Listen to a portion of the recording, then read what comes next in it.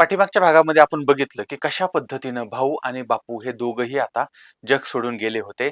तमाशाची सगळी धुरा त्यांच्या पुढच्या पिढीवरती आली होती, मुलांवरती आली होती आणि आता इथून पुढं सुरू झाला होता त्या तमाशामध्येच, तमाशाच्या स्टेजवरतीच कलगीतुरा आणि तो झाला होता तमाशातल्या कलावंतांमध्येच. म्हणजे आता एका बाजूला भाऊंची मुलं होती, दुसऱ्या बाजूला बापूंची मुलं होती आणि भाऊ-बापू नारायणगावकर हा तमाशा सुरू होता. पण यांच्यामधले वाद आता उफाळायला लागले होते आणि मीच सूत्रधार आहे, मीच आर्थिक नियोजन बघतो आहे, मीच असं करतो आहे, मीच तसं करतो आहे, अशा पद्धतीनं प्रत्येकाला वाटत होतं आणि याच्यामध्ये तू, मी वाटायला सुरुवात झाली. हेवे-दावे वाढायला लागले होते. पण तरीही तमाशा सुरू होता. कुरबुरी चालू होत्या आणि एक असा प्रसंग घडला, की ज्यामुळे या तमाशामध्ये फूट पडली होती. तर त्या काळामध्ये जळगावमधले एक प्रसिद्ध तमाशा मालक आणि एक ठेकेदार होते. त्यांचं नाव आहे आनंदराव महाजन.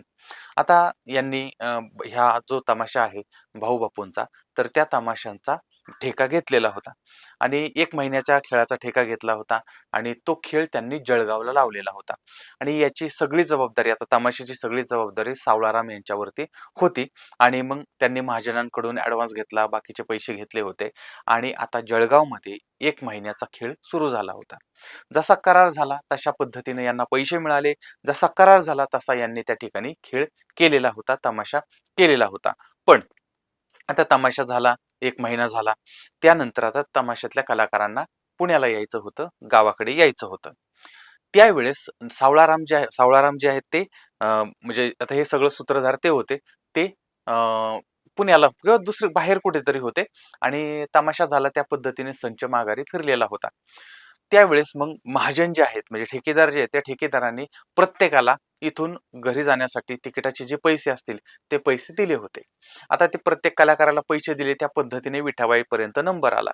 आता विठाबाईंना पण त्यांनी जाण्याचे पैसे दिले होते.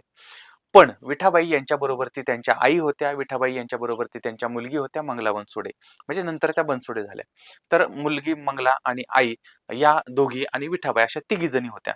पण यांनी तिकिटाचे पैसे दिले होते फक्त एकीचे. आणि त्यांनी सांगितलं म्हटले, की "नाही कलाकारांनाच पैसे द्यायचे होते. तुम्ही कलाकार आपल्या बरोबरची जर कुणी आणलं, तर तुम्ही तो खर्च वैयक्तिक करायचा आहे." अशा पद्धतीनं विषय झाला होता. आणि त्यावेळेस त्यांच्याकडे काही पैसे नव्हते. मग त्यांनी त्यांच्याकडे जास्तीचे पैसे मागितले, पण महाजनांनी त्यांना काही जास्त पैसे दिले नाहीत. आता हे नसल्यामुळे त्यांच्याकडे पैसेच नसल्यामुळे विठाबाई आणि त्यांची आई आणि त्यांची मुलगी ह्या तिघीही त्या ठिकाणी अडकून पडल्या होत्या. आणि याच्यामध्येच विठाबाई यांना दिवस गेले होते आणि पोटामध्ये त्रास व्हायला लागलेला होता. त्यामुळे मग त्यांना आता त्या ठिकाणचं जवळचं जे सरकारी दवाखाना आहे, त्या ठिकाणी दाखल करण्यात आलं होतं आणि नंतर त्या ठिकाणी त्या बाळंत झाल्या आणि त्यांना मुलगा झाला. नाव ठेवलं राजेश. आता ह्या सगळ्या काळामध्ये आता इकडं दवाखान्यामध्ये मुलगा झालेला आहे, त्यानंतर त्रास होतो आहे, एवढं सगळं असताना मग यांनी काय केलं, सावळा यांना फोन केला, की सावळा यांना त्यावेळेस फोन नव्हते, पण त्यावेळेस तार वगैरे पाठवली आणि कळवलं, की आमच्याकडे पैसे नाहीयेत यायला आणि त्यामुळे तुम्ही आम्हाला पैसे पाठवून द्या. आणि पैसे पाठवून द्या सांगितलं, पण तरीसुद्धा काही पैसे आले नाहीत. याच्यानंतर मग विठाबाई यांनी ही जी माहिती आहे, विठाबाई यांच्या अत्यंत जवळचे आणि ते होते मारुती सावंत. तर मारुती सावंत यांना ही माहिती कळवण्यात आली.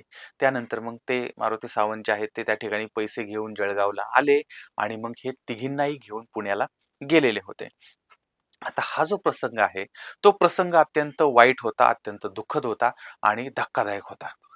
आणि याच्यामुळेच मग विठाबाई यांच्या मनामध्ये मग सावळाराम जे आहेत त्यांच्याबद्दल म्हणजे बापू यांचे सुपुत्र सावळा त्यांच्याबद्दल एक वेगळेपणा निर्माण झाला, की बाबा यांना आम्हाला म्हणजे बाळंत होत असताना सुद्धा किंवा त्रास होत असताना सुद्धा तिथे एकटं पडलेलं असताना सुद्धा पैसे पाठवले नाहीत आणि तमाशामध्ये मी एवढं नाचते, एवढं सगळं मेहनत करते, तरी सुद्धा या मंडळींनी माझ्याकडे दुर्लक्ष केलं.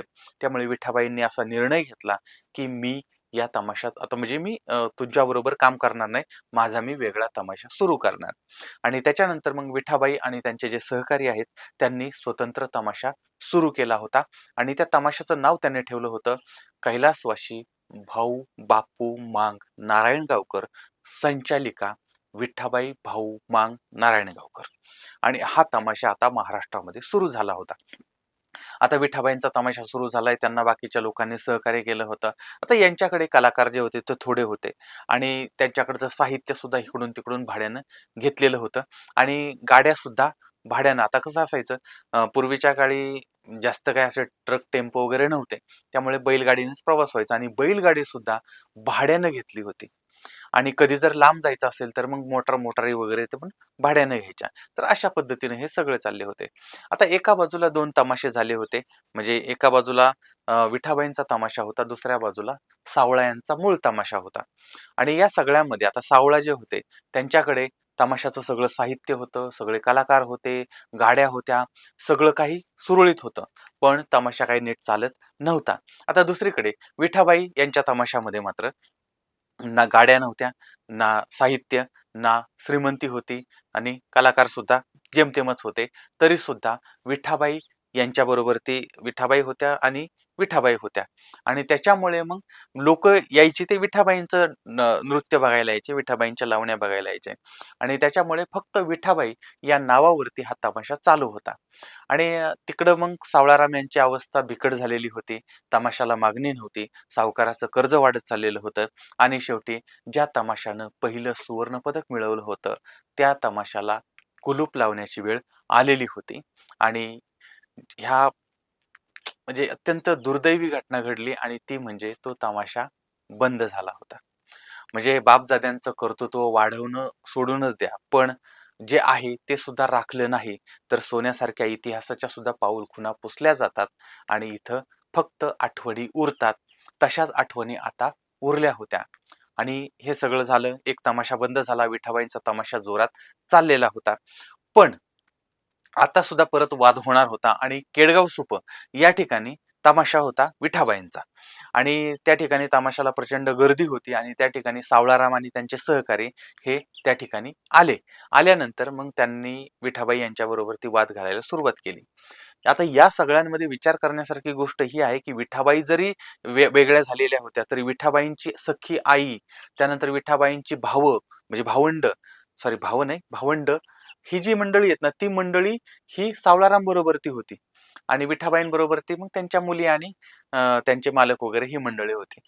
तर त्यावेळेस मग आता त्या सावळारामने आक्षेप घेतला, की "तू भाऊचं नाव लावते आणि बापूचं नाव लावते.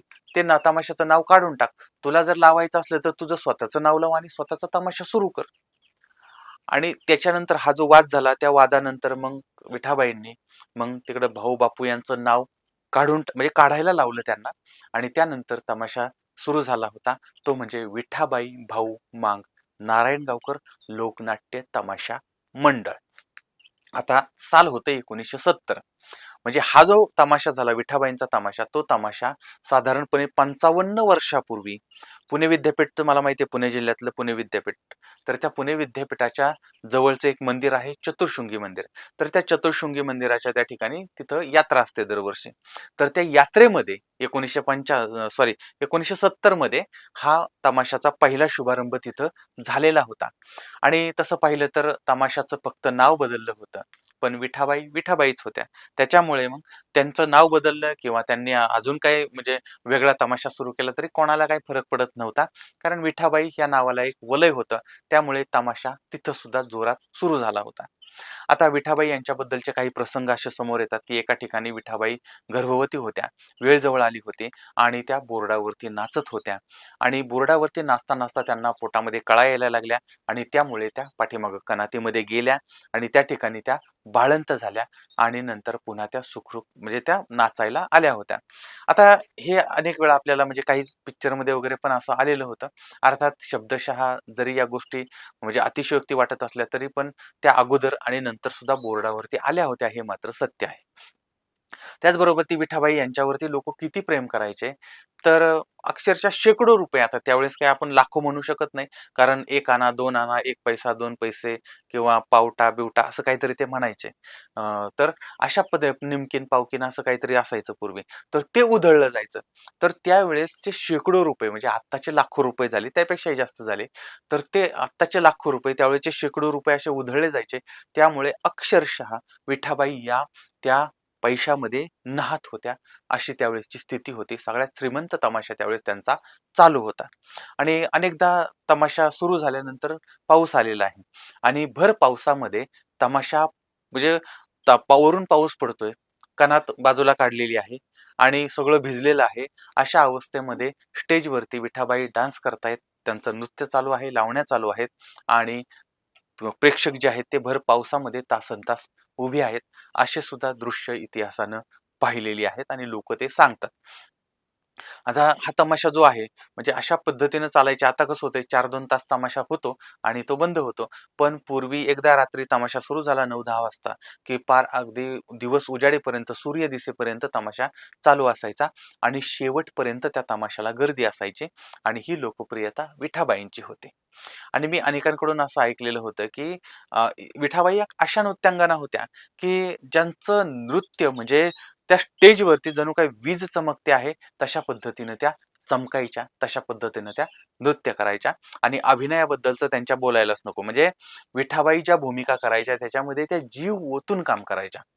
रक्तात न्हाली कुऱ्हाड नावाचं एक वगनाट्य आहे आणि त्या वगनाट्यामध्ये त्यांनी भूमिका केली होती आणि हे वगनाट्य पु. ल. देशपांडेंनी बघितलं होतं. या वगनाट्यामध्ये शारदा नावाची एक व्यक्तिरेखा आहे, ती विठाबाई यांनी साकारली होती.